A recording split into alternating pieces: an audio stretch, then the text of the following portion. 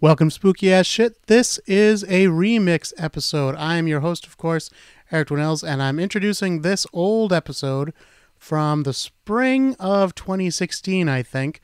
This is episode number 9, Spring Heeled Jack. Again, we're skipping over a couple episodes because of reasons, but this is one from the archives. And I really enjoy the mythology of Spring-Heeled Jack, and it relates to an episode that I did recently about the Flash in Provincetown, which has a very similar kind of story. The Black Flash of Provincetown, Massachusetts, has a very similar story to Spring-Heeled Jack, so I find it very interesting. As I go back and I listen to and re-edit these episodes, a lot of the times I'm taking out things that are kind of topical references from the time, such as in this original intro to this show, I was talking about an upcoming performance that I had. Obviously, that performance is long gone now, so I took out all the reference to that in the opening. But if you hear me talking about hair or being cast in a show, that's what I was talking about later in the episode. All right, so look, with that out of the way, why don't we just get right into it? Here's me and Tom Cole from the spring of 2016 telling you all about Spring-Heeled Jack.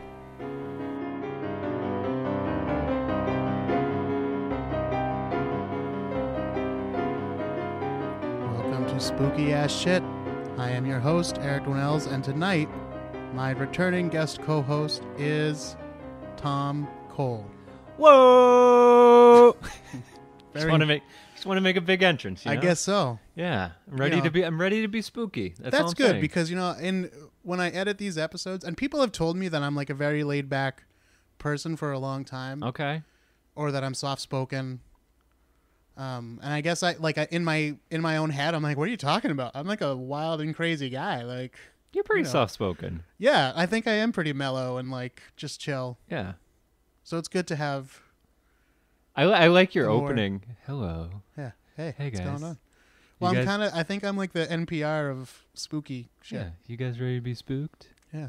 Yeah. Come with me on this adventure show. of spook. All right. But let's finally get down to talking about what we came here to talk about. All right. And I honestly, Eric invited me to be on the show, and He didn't give me a heads up on this one, what we're going to talk about. No, so I'm anxious to find out. Last time I told Tom ahead of time we were going to be talking about shadow people, and I said, if you want to do a little research, here's a few helpful videos and links you can follow. This time I just said, no, just come over. I'll just tell you about this one. Yeah, so I want you to go in blind, because I'm willing to bet that you haven't heard of this guy before. That there's a good chance of it. You might have. Some people have. The boogeyman? He is a type of boogeyman, actually. All right. But it's not the boogeyman. It's not the boogeyman. No. All right. But this is someone that I became obsessed with through a book that had belonged to my grandfather and somehow ended up at my house when I was a kid, called Strange Stories, Amazing Facts. Okay. Which was like a Reader's Digest compilation. Okay. And it wasn't all spooky stuff, but there was a lot of spooky stuff in there. Right. Because there was stuff about legends, and there was stuff about like mysteries. And like there was not a chapter, but like a couple pages about Notre Dame, a couple pages about vampires, werewolves, mermaids, all so this different classic sea creatures, spooky ass shit. Jack the Ripper. Right. Yeah, all this kind of stuff. And as a kid, I was like obsessed with it. And also Spring-Heeled Jack. Spring-Heeled Jack? Yeah. Okay, I've never once heard of Spring-Heeled Jack. It's actually really interesting, I think. Okay. So there's like a one-page blurb about him in this book, and then also there was a thing called Monsters in My Pocket in the early 90s, which you already told me you are not familiar with. Never heard of it. Tom's a couple of years younger than me, so maybe that's why. But they weren't. But to be fair, they weren't like a big deal. They were a big deal to me and like two of my friends. And that was it. And otherwise, nobody gave a shit about Monster in My Pocket. In fact, in the U.S., I don't think they may have gone like maybe 2 or 3 series. Okay.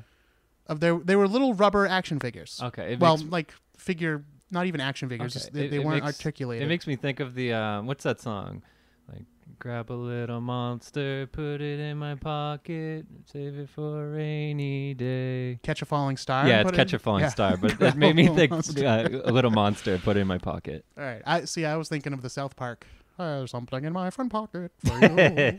All right, I didn't think that, but Yeah. Because it does sound kind of dirty when you're older. it does. But I was 9 at the time, so I was innocent. Yeah. But they were a series of like little monsters, and they were Okay. little rubber. They looked like another toy you might be too young to remember, but like the little muscle men, little muscle figures. No. No. Well, just like they were like little tiny kind of eraser things, but they weren't erasers. Okay. All right, yeah. Yeah, like the size of something you'd get out of a gumball machine. Like If I those- saw a picture of it, I'm sure Okay. I could say, yeah, that's a little just trying- monster, well, I'm and just- you could put that in your pocket. Yeah, I'm just Yeah. trying to describe it for the All right. folks. And they had points on them, like you could have battles and stuff.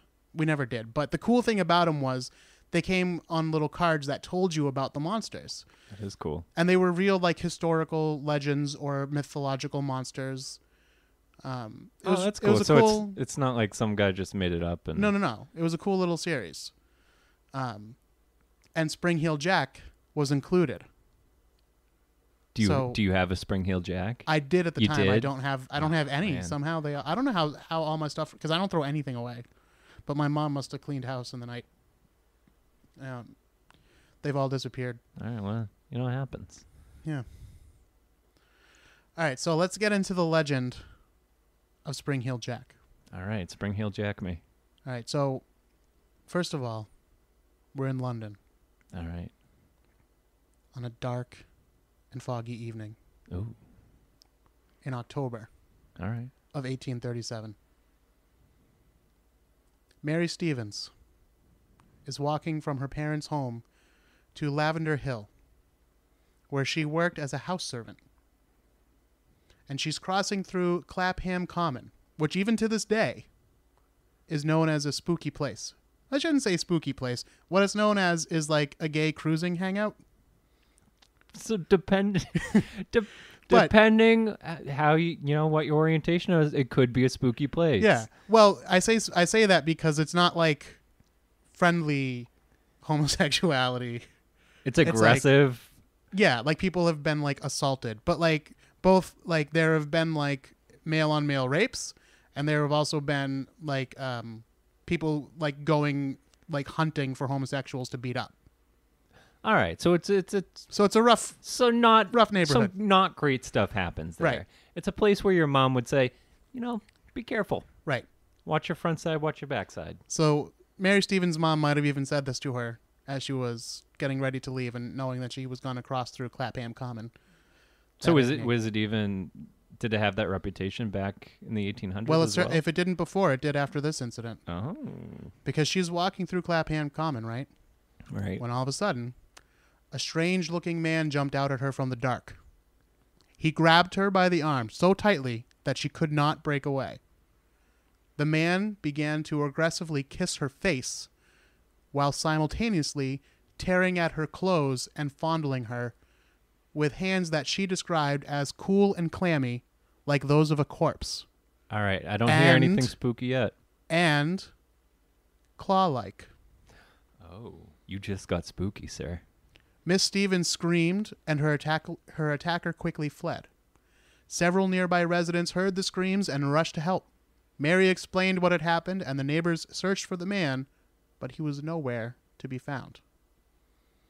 Oh. So like you said, aside from the fact that he's got cold hands and kind of claw-like, Yeah, it just sounds like an unkempt rapist. nothing paranormal. It just sounds Yeah. like an attempted sexual assault. Yeah. Just classic textbook sexual assault right there. Correct. Now, let's move on, though, because the very next night, a young woman named Polly Adams was walking home from a fair, accompanied by 2 of her girlfriends. Suddenly, out of the darkness, a man jumps out and rips off Polly's blouse. Polly claimed that he was wearing some kind of sharp iron tips on his fingers, like a 1800s Freddy Krueger. Yeah. He quickly fondled Polly and also scratched at her stomach with his Huh. nails. Again, as the girls began to scream, the attacker leapt into the street and into the way of a passing carriage, causing the driver to lose control and crash. Oh, no. Witnesses then report that the attacker made his getaway by leaping over a 9-foot-high wall while babbling and laughing in a high-pitched voice. All right, starting to get messed up here. Starting to get messed up. Polly and her companions describe the man as having a devil-like face and popped eyes. Popped eyes. So big, like bulgy Yeah. Marty Feldman eyes. Yeah. And a devil-like face. And they don't go on to describe like more what that means. But in all the like artist renditions of Spring Heel Jack, he kind of looks like the classical devil look, like with the pointy nose and the pointy ears and the like pointy beard. Pointed features. Yeah. It's real devilish. Right. So those were 2 nights in October. But then on January 9th of the next year, 1838, the Lord Mayor of London, Sir John Cowan. The Lord Mayor. The Lord Mayor. Not just the mayor, the Lord Mayor. Exactly. Right. So this is a big deal. It's a big deal. Yeah. Anyone brushes him, it's a big deal. Let's see what happens. So he holds a public meeting to announce that he has received an anonymous letter. And the letter is signed simply by a resident of Peckham. But the letter says, and this is a quote, this is the exact quote from the letter. It appears that some individuals of, as this writer believes, the highest ranks of life, have laid a wager with a mischievous and foolhardy companion, that he durst not take upon himself the task of visiting many of the villages near London in 3 different disguises: a ghost, a bear, and a devil. And moreover, that he will not enter a gentleman's garden for the purpose of alarming the inmates of the house. The wager was, however, accepted, and the unmanly villain has succeeded in depriving several ladies of their senses, 2 of whom are not likely to recover, but to become burdens to their families. At one house the man rang the bell, and upon the servant opening the door, this worse than a brute stood in no less dreadful figure than a spectre, clad most perfectly. The consequence was that the poor girl immediately swooned, and has never recovered from that moment. The affair has now been going on for some time, and, strange to say, the papers are still silent on the subject. The writer has reason to believe that they have the whole history at their fingertips, but, through interested motives, are induced to remain silent. So let's break down that letter a little bit. Let's do it. What that letter is saying, and it's kind of a rambling roundabout way, but what they're saying is, hey, I have information that some rich kids from like a high society have like bet one of their foolhardy friends that like, oh, there's no way you'll put on like a ghost costume and a devil costume and a bear costume and go around scaring people. Now, can we stop? I understand ghost. I understand devil. Why in 19th century London, they're going, guys, I'm going bear tonight. Well, I think my guess, I don't know, but my guess is that they were probably going by what they had handy.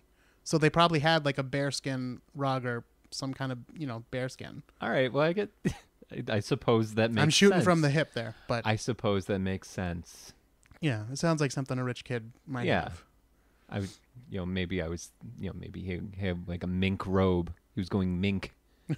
Could be. It could just be something. It might not even be actually bear. It could just be a fur jacket.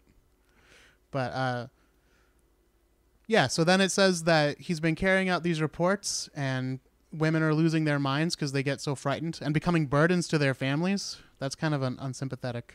Yeah, they're kind of emotionally way to scarring describe it. these girls. Yeah. Yeah, and that it's been happening for a while, but the newspapers aren't reporting it because there's some interest in it. There's some shady thing going on. Yeah. I don't know if if the papers aren't reporting it, so it can't be. I was going to say maybe it's that they thought it would be good for the papers, but that can't be it if they're not reporting it. Yeah. So they just must want to protect whoever this person is. Weird, right? Would be the theory. Who would think a newspaper would ever do that? Yeah. The Lord Mayor expressed skepticism, but a member of the audience stood and announced that several women had reported such strange encounters in many nearby villages. The story of the meeting was reported in national papers, and the fiend was given the name Spring-Heeled Jack, due to his amazing leaping abilities. Soon the Lord Mayor's office was flooded by letters from all over London and some surrounding villages of similar encounters. Interesting.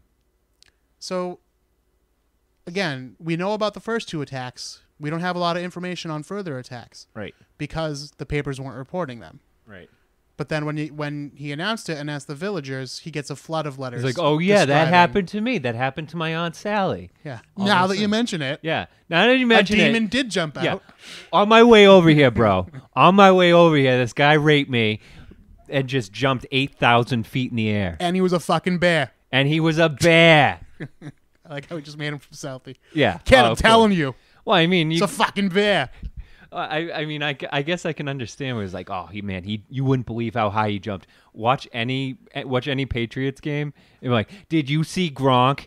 He spiked that fucking ball. The ball went 800 feet in the air. Then it killed a dove mid-flight.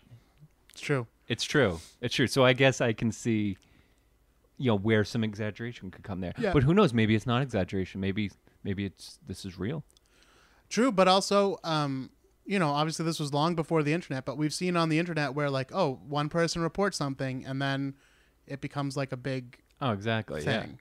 So is this something that really happened, or are people just trying to jump in on the action and become part of the excitement? Yeah, I mean, and let's be real. It's 1800s London. What's going on? What do they got day to day? Let's make a story. A typical letter was, one writer said, several young women in Hammersmith had been frightened into dangerous fits. That's a quote. Dangerous fits. And that some were severely wounded by a sort of claw, which the miscreant wore on his hands. So again, we have the reports of some kind of claw being worn. Yeah, so there's some consistency there at least. Another correspondent claimed that several people had died of fright and that others had fits after seeing this bizarre figure. So they mean like epileptic fits Right. of fright. There was also a report about a gardener being chased by a bear that almost scared the man to death, and then the bear climbed over the wall to get away during this time. The Lord Mayor was unsure how to treat the problem. On the one hand, he stated that he believed that many of the stories had been greatly exaggerated, and that it is, quote, quite impossible that a ghost performs the feats of the devil on earth. On the other hand, a trusted advisor told him of a servant girl who had been scared to fits by a man wearing bearskins. The police were instructed to search for the individual, and a reward was offered. The Lord Mayor was confident that the wicked hoaxer would soon be caught. So after he talked to his buddy, the Lord Mayor did believe the reports, Okay, yeah. but just figured this is just some asshole. Yeah, Let's find it's him. just someone who's like you said, just being an asshole. Right. Okay, so that was let's see. That was in early January. But then on the 19th of February, Jane Alsop was startled by a nocturnal knock at her father's door. She asked who was there, and the man on the other side said, "It's the police. Quickly, bring me a lamp. We've caught Spring-Heeled Jack here in the lane." Jane ran to fetch a candle and quickly went outside to hand it to the officer. But as she did so, he threw off his cloak to reveal what she described as a most hideous and frightful appearance. That's no way to talk about a man. That's not kind. She noted that he wore a strange kind of helmet, and that his tight-fitting clothing appeared to be made of white oilskin, which I looked up. It's basically like leather. Okay. All right. I mean, oilskin's like a waterproof kind of thing, but in these days they meant like a leather suit. Yeah. So he's wearing like a tight white leather suit. Yeah, he's wearing leather Spanx. Yeah. That's what we're getting at. His eyes were red and resembled, quote, two glowing balls of fire. She claims that he was able to vomit blue and white flames. Without a word, he grabbed her by her throat and began tearing at her gown with his claw, which she claimed was made of, quote, some type of metal substance. Jane screamed and was able to fight off the attacker, but she stumbled on her way back to the door, and he was able to catch her again. Now he tore at her back and arms using his metal claws. One of Jane's sisters came out to her rescue and was able to pull Jane into the door and lock the attacker out. He banged and howled at the door until some neighbors, attracted by the commotion, approached. The attacker then fled into the night. Some witnesses claim that they saw another man, possibly an accomplice, jump out of the dark to retrieve the attacker's cloak before he too ran off into the dark. Huh. Oh, it's a team. So, no mention of the jumping this time. Right. But we have the metal claw, and now we have a new feature. He breathes flame. He breathes flame, yeah. White and blue flame. Right. That same night, a local man named Thomas Milbank bragged in a nearby pub that he was actually the famous Spring Heel Jack. It may have just been a drunken boast, but the locals weren't taking any chances, and they ran off to fetch a police officer. When the police arrived to arrest him at the pub, Milbank was wearing white overalls and a greatcoat, which was like a big, fashionable Victorian long coat. Of course, yeah. And it looks a lot like a cloak. Milbank would go on trial for the attack of Jane Alsop, but he was acquitted when he admitted that he could not breathe fire, as Jane insisted her attacker could. Gotta love the judicial system. Everything else was cool, but can you breathe fire, sir? God damn it, you got me. You got me. Yeah. So he's like I can't think of his name, but the guy in the JonBenet Ramsey case. The guy who wanted the credit. Who's with her at her death, but yeah. Yeah. He just kind of wanted the attention. Yeah. I think he was just a crazy person in the end. Probably. Yeah. So then, 8 days later, after the Alsop attack, 18-year-old Lucy Scales and her sister were walking home after spending the evening visiting their brother in Limehouse. The two women were passing down Green Dragon Alley when they saw a man wearing a cloak standing with his back to them. The sisters, who had been walking side by side, needed to go single file to pass the man, so Lucy stepped in front of her sister. As they reached the man, he turned and spat, quote, a quantity of blue flame, which blinded Lucy and frightened her so much that she fell to the ground and began having fits. The attacker did not say a word nor touch his victims. He simply ran away this time. All right. Lucy's brother heard the women screaming and ran out to investigate. He arrived to discover Lucy still having fits on the ground while the other sister cradled her and tried to support her. He brought them back to his home, where the girls described their attacker as being tall and thin, wearing a black cloak, and carrying a lamp similar to the type police carry. All right. This getting messed up. This would be the last known reported sighting of Spring Heel Jack until a new wave of sightings started again in 1843, with reports of a leaping figure described as the very image of the devil himself, with horns and eyes of flame. In Devon, a man known as Captain Finch was convicted of 2 charges of assault against women during which he was disguised in bullskins, a skull cap, and horns and mask. Oh, shit. So then we move on to August of 1877. So now we're several years later. This is like 30 years in the future. A guard on duty at the North Camp of Aldershart's Army Barracks looked out into the darkness when he noticed a peculiar figure walking towards him. The soldier shouted, "Stop! Who goes there?" But he received no reply. The stranger walked right up and slapped the soldier several times in the face. The guard shot at him, but there was no visible effect. The attacker then disappeared in the surrounding darkness with, quote, astonishing bounds. All right. So that story right there, that's the most messed up one to me. Being shot at and having no effect at all. Well, in some reports, like, there's different explanations as to why that might be. Okay. In some reports, they didn't have live rounds in their guns. Oh. They well, only that had changes blanks. my tune then. Yeah. That same year, Spring Heel Jack was also said to have been seen in Lincolnshire, this time wearing sheepskin. An angry mob was able to corner him, but he was again able to use his extraordinary leaping abilities to evade capture. So they cornered him, and he just jumped up into the air and bounced out.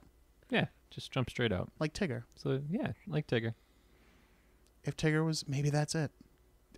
Has Tigger's anyone, English, has and he's got claws. Has anyone ever seen Tigger in Springbok Jack? Did he say Spring Heel Jack? Sorry. Did he say hoo as he leapt away? Oh, guys, we're really... Cold case. I think we're opening up a cold case right now. And wasn't Tigger accused of sexual assault at Disney World? I think he was. He was, yeah. Yeah, Piglet's never been the same. All right. We're looking into this. Yeah.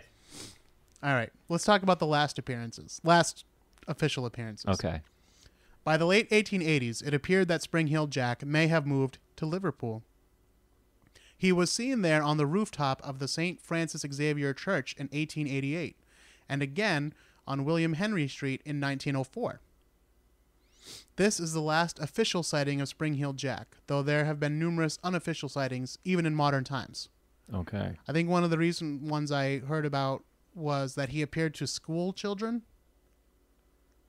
Interesting. I think he was either, I don't know if he was either chasing them or following their bus, but he told them that he liked the dark-haired ones. Oh, that just sounds like someone's uncle. Yeah, who knows? So what are you thinking about this? And we're going to get into theories next of what this was. All right. So, I mean, my initial thoughts, like I said, this is the first time I've ever heard any of this. I had no idea coming in today what was going to be the topic. I know nothing about, Spring Heel Jack.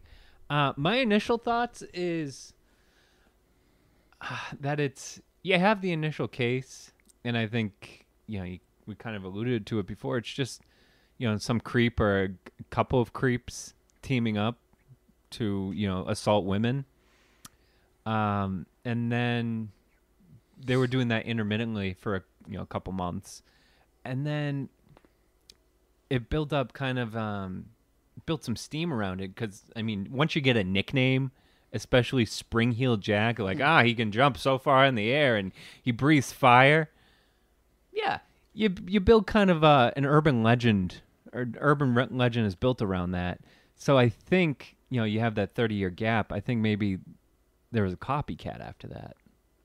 That's just my opinion. Well, we're going to talk more about that, but I happen to think you're on the right track. Yeah, because I don't.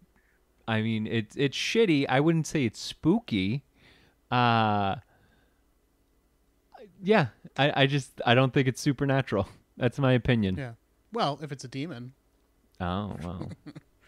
We'll get into that in a second. But could you imagine if this did happen today?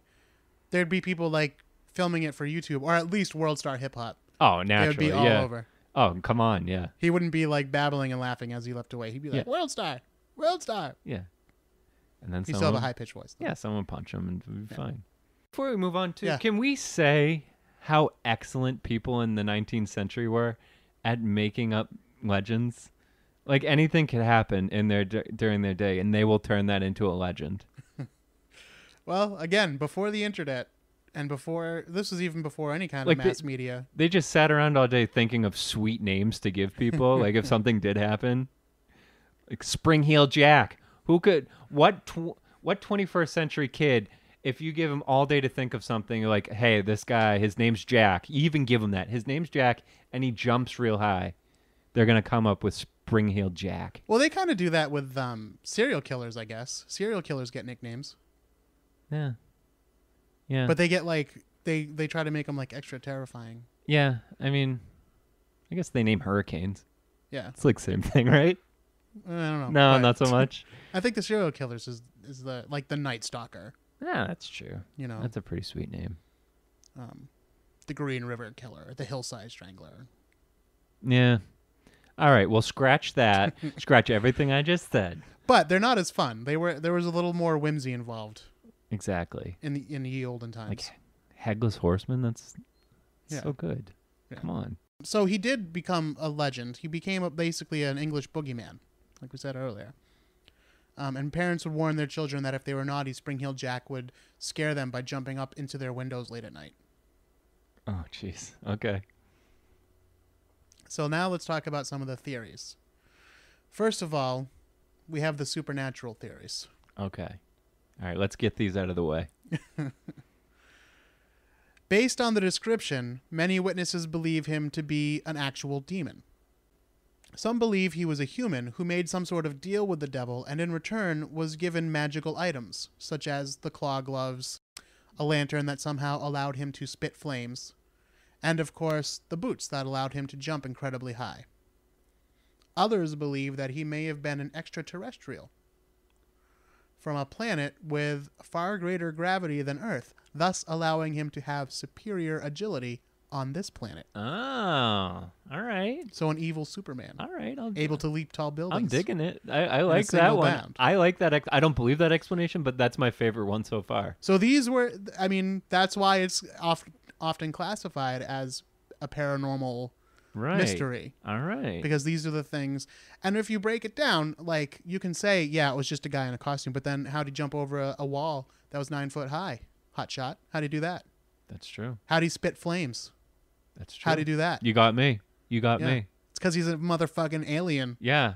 And his gravity was far greater on his own planet. Yeah. You would even say his gravity game, it was on fleek. Yeah. Now, and the magical shoes. I mean, we've tried that. Yeah, you guys saw Flubber. Yeah. Well, they had those moon shoes. Again, you're younger than me, but they had moon shoes. I know what was a moon kid. shoes are. Okay. All right. I'm not that much. I never got to have them. I wasn't either. And I always wanted them. I did too. But then you always hear about how people broke their ankles all the time on them. Well, you know, that's just a hazard that I would personally be willing to take. Yeah, I'd probably still take that risk to this day. And then we had the sneakers that had the pumps in them. Did you ever have those? My favorite pair of shoes I've ever had in my life. You had the pumps in the tongue. Oh man, I love to pump it up, and then you hit the little button, and it goes. Yeah, it was such a big fucking deal. Oh. And I forget what was it, Reebok? I don't know who it was. I think it was Reebok. Yeah. But some company had that market cornered, and it was all it was, for those of you who don't know, there was a little air pump in the tongue of the shoe, like a little ball that would. And it looked like a basketball. Yeah, and it would inflate the inside of your shoe, making it tighter. Yeah, which really isn't something you personally want in a shoe. Your shoe to be really tight, but it's cool. Somehow that was supposed to make you a better basketball player. I don't know what the theory was. Yeah. But I remember the commercial that pump it up. Oh, absolutely. Now, what they needed to do, I know we're getting a little off topic here. What they needed to do is make an LA Gear, like one of those ones you walk around, LA Gear pump. Like that, my childhood would be made. Yeah. Or British Knights. Yeah. And there's a fun fact about me. There's a picture of me in Walt Disney World being pretty cool. This was like 1992 right here. Wearing bright orange shirt, turquoise shorts, a salmon colored fanny pack, and I have neon colored glasses and my pumps. High socks in them. And my pumps. That is high fashion for the time, though. Oh, man. We can shit on it all we want now, but at the time. I was bawling. And actually today, because the kids are wearing that kind of stuff now. I have a nephew who's like 14. Yeah. And he dresses like that. And I'm like, he would have gotten beaten up when I was in high school. Right. But when I was in middle school, he would have been the fucking shit. Oh, absolutely. Absolutely. Oh, they're so good. He's a good kid anyway. I don't mean to shit on him. He's a good kid. Yeah. But styles change, that's all. Yeah, it's different, just a different generation, Eric. Yeah. So we talked about the supernatural. As Tom said, we got that out of the way. We got it out of the way. Let's talk about We're done with it. The rational explanations. All right, let's do it. Bring it down to earth. Oh, I should also, before we do, one more supernatural. I didn't find this anywhere, but it would make as much sense as an alien or whatever. What if he's an interdimensional being? Oh. A shadow person that we can actually see instead of just being shadowy. Are you tying episodes together right now? Hey, are you making it happen? I'm just saying, for more information on shadow people, go back and listen to episode number 2 of Spooky Ass Shit. There you with go. Guest co-host Tom Cole. What's there wrong you with go. There you go. All right. Rational explanations. Some dismiss the Spring-Heeled Jack stories as nothing more than mass hysteria. So that's one theory. Okay. Just everyone heard the story Right. and everyone lost their shit over it. Others believe that some individual or individuals with a macabre sense of humor may have been behind its origins, and that the original South London attacks inspired copycat crimes and pranks that were committed at other times in other locations once the legend became established. All right. So kind of what I said. Exactly. All right. I'm on So, board with that theory. There you go. This idea is consistent with the letter read by the Lord Mayor, which accused a group of young aristocrats as the culprits after an irresponsible wager. But how can this explain some of the supernatural aspects of the attack? Yeah, you know, that's true. What about the flames and what about the jumping? I'm glad you asked. First, let's talk about his claw-like hands. In the first attack, he is simply described as having cold, claw-like hands. If he was indeed wearing some sort of metal glove, which is basically what's described in later attacks, or something on his fingertips with sharpened tips, Yeah. this could account for the coldness of his hand. Right. Because metal tends to be cold. And especially in October and January and February when these attacks happened. Yeah. And for the claw shape. If he's wearing some type of metal glove or metal fingertips that are shaped like a claw. It makes sense. The claw hand, to me, is the least remarkable thing about this guy. Okay. Now, what about his leaping abilities? There's only one official sighting report, and that's the one on the attack on Polly Adams, that states that he was able to leap any great distance. Yeah. It is possible that witnesses misjudged the height of the wall he escaped over.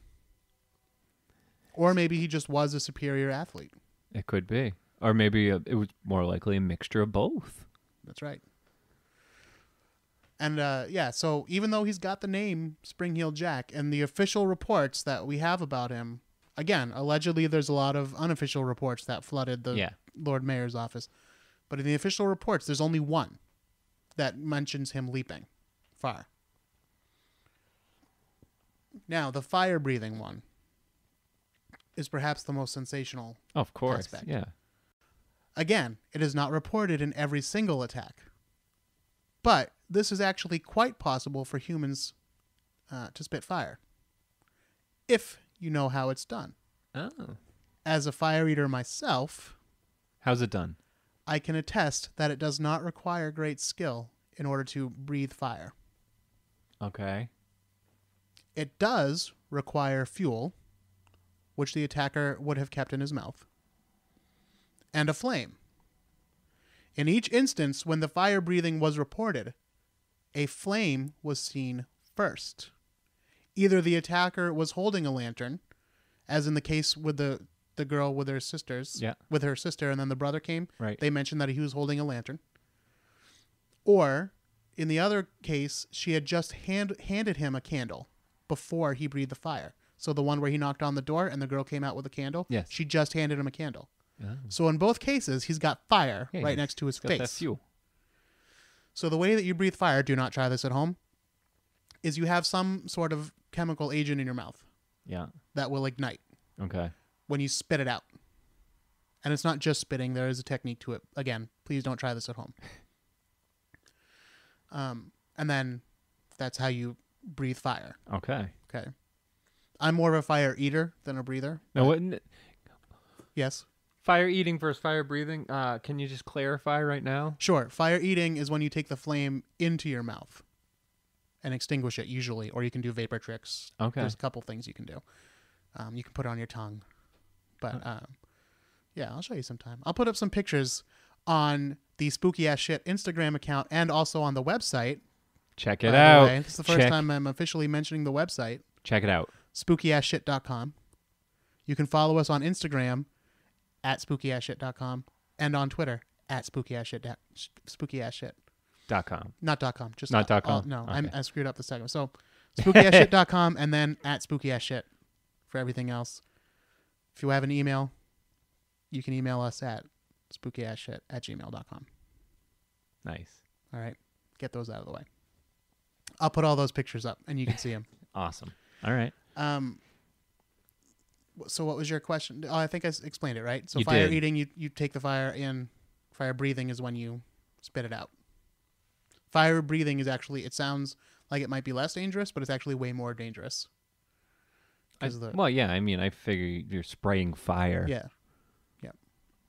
And also if it comes back to you, you're in trouble. Neither is an indoor activity. I do know that. Yeah, don't try them at home. I'll just say that. You might see me in my living room in the pictures that I post, but Yeah. I'm a professional. All right. So anyway, the fire breathing is very possible. But you ask, how could it have been blue fire? What it is it's the chemicals that you can add to Oh, your it's like mixtures. fireworks. Yeah. So if you want to make blue flame, you add some copper chloride. Yeah, so it's exactly like fireworks. That's how those work. Yeah. So you just in your fuel, you add some copper chloride and you'll end up with a blue flame. Oh, okay, that's cool. But don't try it at home. So I think we've aside from the leaping, which if he actually did leap over just straight up over a 9-foot wall, that's pretty incredible. But again, could be faulty reporting. Maybe the wall wasn't that high. Maybe he just had superior athletic ability. Yeah. And did he actually like leap straight over the wall, or did he jump up, grab the top, and then climb over the rest? It doesn't clarify. Yeah, and keep into mind too, the people who are recounting this, who are telling it after, had just gone through a traumatic event. Right. So their details may be enhanced and may be foggy. Right. Enhanced in the sense they're exaggerated. Correct. So, a popular suspect circulating as early as 1840. The Lord Mayor. No. That would be a good twist. That would though. have been awesome. Let's take this mask off this man. The Lord Mayor. He would have got away with it if it wasn't for those goddamn meddling kids. All right. He's just a crooked land developer. All right. A popular suspect circulating as early as the 1840s was an Irish nobleman, the Marquis of Waterford, Henry Beresford. Beresford was also known as the Mad Marquis due to his many noted incidents of unruly behavior and public drunkenness. The most famous of these stories comes after a day spent drinking with his entourage at a horse racing track. After the races, the drinking buddies decided they wanted to do some fox hunting, but were stopped at a toll gate. The gatekeeper asked them to pay the toll, but the Marquis and his pals seized the gatekeeper and some nearby paint and hardware. They boarded up the toll house and painted the gatekeeper and the police officer who tried to intervene red. They then tore through the town, committing wild acts of vandalism, assault, and painted various things red. This is where the expression, paint the town red, comes from. Oh, all right. Learning. That's a fun fact.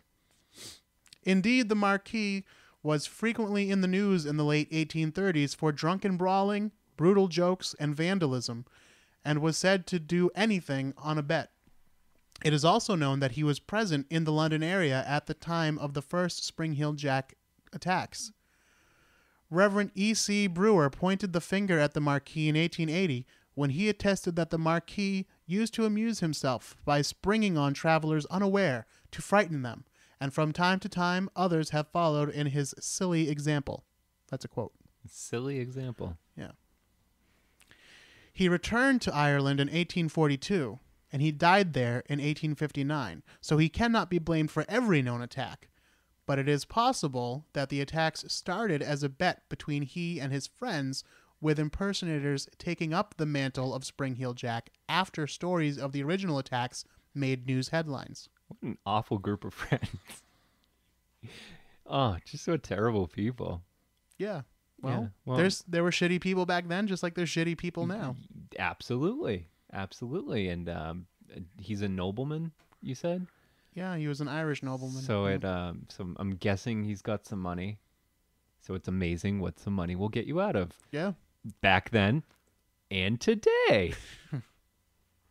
It's all the same shit. Yeah. Just goes in a circle. Yeah. So, do I think the Mad Marquis was Spring Hill Jack? I don't know for sure. But to me, he's a more likely suspect than an actual demon or an ET. Right. I mean, and he does have bear in his name. That's true. We can't throw if that I'm out. pronouncing it correctly, which I might not be, but We're gonna go with it. You are. Yeah. Right. Why not? What fascinated me as a kid was, first of all, in the book that I have, Strange Stories, Amazing Facts, there's no mention of like the rational explanations. It just says, like, it gives sort of an account of a couple of the attacks, and that he like disappeared from history after leaping away. Yeah. So as a kid, it was like, well, who is this guy like springing out and attacking people? And it doesn't really mention that they were like sort of sexual attacks. Yeah, they're just kind of. It just says like he assaults. jumped out and attacked people, Yeah. or like scared people. Right. It just sounded like kind of a more mischievous kind of thing. Yeah, it just sounds like a guy who's an asshole. Yeah. More than a demon. Just sounds like an asshole. Yeah. So this is I'll show you a picture, and if you want to see pictures of Spring Heel Jack, I again direct you to spookyassshit.com or any of our social media pages. I'll post all At these spooky up. ass shit on Twitter and Instagram. There you go. Check it out. But that's one artist rendition. Oh, all right. Okay. So he looks like a devil. Yeah, he looks like a leaping devil in kind of a foppish leather outfit. He looks like he's leaping joyously in that picture, though. Well, he would be joyous because he's getting away. Yeah. That's all I picture. Yeah. I picture him giggling. As Well, he's and that's doing what they said, that he was babbling it. Yeah. and that Yeah, I guess you're right. and in a high-pitched voice and laughing as he leapt. But that's the picture. That's also the picture that's in the book that I had. Yeah. No, he's jumping over a gate. I mean, he's got good form though. He is definitely good form. You see his knees are together. His arms are in a way. It's giving him momentum and height. Yeah, and he did become like a legend in England. Of course, we mentioned that, but he also there were these things back in those days called penny dreadfuls, which are like little stories that you could buy in print. I have heard of penny dreadfuls. Yeah. And he became like a star of those.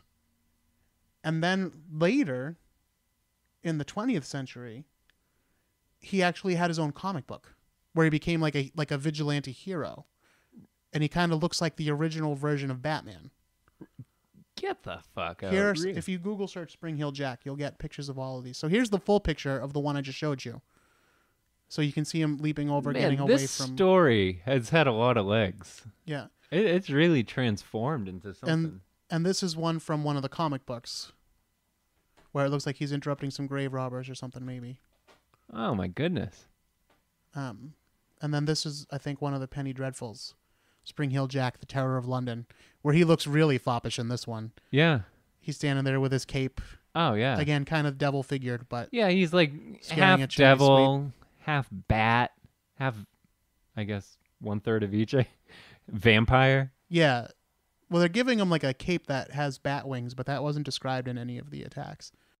You know what I'm surprised about is I haven't seen a lot of steampunk cosplay as Spring Heel Jack, and I don't get it because that seems like the perfect thing for steampunk. Yeah, right. Because he's wearing like metal hands with claws, and he's got some sort of device that lets him breathe fire, and he's got like boots that have like springs that make him jump. Right. He has excellent visual elements. You can see why this legend, grew into what it is, and has had the legs it has. I mean, he's got little claws. He breathes fire. He's wearing all black. He's white according to the report. Oh, I'm sorry. He's wearing leather Spanx. Yeah, white leather Spanx. White leather Spanx. That is actually funny because in all these pictures they don't draw him as wearing white. No, that's why I said black. Right. He's wearing black. We forget he's wearing white leather Spanx. Yeah. That's even more creepy because he's wearing like a black coat, presumably, because they said he looked like a police officer. The woman who brought him the candle thought he was a police officer. And he was wearing a cloak like the overcoat like a police officer would wear. And then he takes it off and he's wearing like a white leather suit, form-fitting suit. Yeah. Yeah. Yeah. Oh man. Yeah, so you could see how this gets sensationalized, just his visual elements alone. Yeah. Yeah, but steampunk. I'm telling you, you guys are slacking on your Spring Heel Jack. You guys are really missing an opportunity Yeah. here. Maybe that'll be my Halloween costume this year. That Good nobody luck. will understand. Yeah, good luck explaining it all night. Who are you? Oh, okay. Maybe we'll have some official spooky ass shit Halloween party, and then our listeners will know who I'm supposed to be. At Oh, least. of course, yeah. Yeah, it'll all be worth it. All your guest hosts have to dress up like with a person or something involved with the topic they had. Well, if we're gonna have a Halloween party, people need to dress up. It's a little early to be talking. Well, to me, it's never too early to talk about Halloween, but my hope is that this podcast gets some sort of following, and that we can like actually have a party somewhere, like in a bar or something. Yeah, you can get a solid 10 people there. Yeah. Yeah. Yeah. 10 costumed people. Yeah. I just hope you have. I hope you have tons of listeners, and this is going to catch on. It's going to be great. It's been great. It's been fun to be part of. But I hope you have one just dedicated listener. Like he just thinks this is the greatest, or she thinks this is the greatest show on earth, and like just tells all his or her friends about it. I'm glad you mentioned. I think not just one person, but most people should mention the show to their friends Of course. if they are interested in. Because to me, the good thing about this show is where it's usually it's hosted by myself, who's a skeptic about all things paranormal, and then usually my co-hosts are also skeptic, but not always. Yeah. And I think that the fact that we don't treat every topic so seriously is one of the draws to the show, because you can listen to it without feeling like, oh, I'm being given a lecture here by someone who really believes in this, and I want to hear the fun stories. Oh, absolutely. I think if nothing else, you're, even though you are a skeptic, you're fair to whatever the topic is. You you present the case, you give all the backstory, what leads up to it, why it happened, how it became what it becomes, and then you give some theories from both sides. Yeah. So on the paranormal side, as you said, then the more rational side. Yeah, we get the paranormal shit out of the way, Yeah. and then we explain what probably really happened. Yeah. But no, well, anyway, there's a lot of stuff I look forward to talking about, and things that I might not have such, ready answers on. Yeah. This one, it seems to me pretty clear what actually happened, and I didn't even have to describe anything to you, and you kind of figured out the working theory that most rational people have about the case. Yeah. But I mean, if you're in 1830s anywhere but London, I'd be scared shitless. I live in Lowell, Massachusetts, everyone. It's on a daily that there's a news story about terrible things happening. So, I mean, I'm a little hesitant walking around. So so if I was in 1830s London, I can understand being terrified and being, blowing a story up bigger than it is and giving it legs. So I get it. Yeah.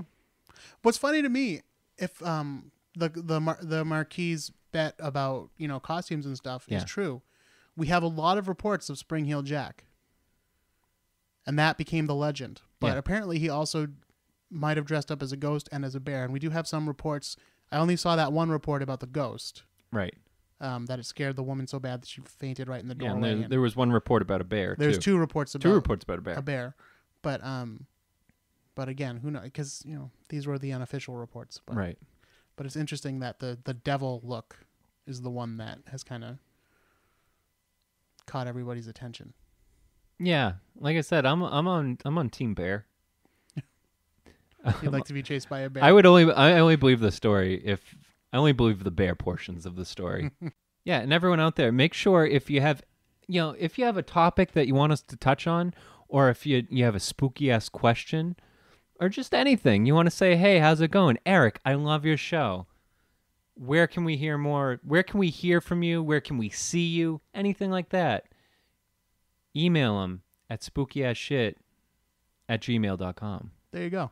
Yeah, and follow us on social media at Twitter @spookyassshit and on Instagram @spookyassshit. Absolutely. Very good. All right. I think that's everything. Yeah. Yeah.